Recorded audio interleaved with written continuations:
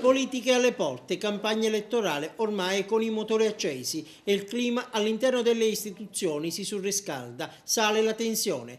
Quasi tutti i partiti provano a darsi spallate, così al Consiglio Comunale di Agrigento si intrecciano e si incrociano critiche e accuse, botta, risposta e contrattacchi. Ad assestare il primo colpo una nota firmata da Alfonso Vassallo, MPA, Alfonso Mirotta, PDL e Cinzia Puleri, Patto per il Territorio, indice puntato contro il sindaco e le sue dichiarazioni in ordine al risanamento delle casse comunali, sotto accusa il suo autoreferenzialismo. O mostra di essere capace di amministrare o si dimetta, tagliano corto i tre inquilini di Aula Sollano.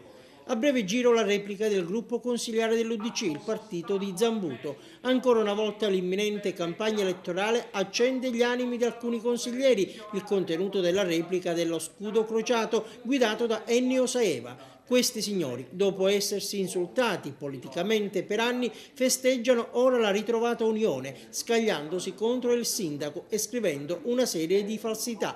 Il riferimento è ovviamente al fatto che MPA, PDL e Patto per il Territorio sono tornati assieme. E in questo gioco delle parti si innesta una nuova presa di posizione dei vertici del movimento che fa capo a Piero Macedoni e Riccardo Gallo, ex alleati di Zambuto, oggi nel mirino. In una nota il patto torna ad attaccare il sindaco, definito un alto traditore, l'ispiratore della ribellione che ha portato alcuni propri consiglieri a staccarsi per callettati da poltrone e incarichi. Tutto questo si evidenzia nella nota per danneggiare il movimento in occasione delle votazioni.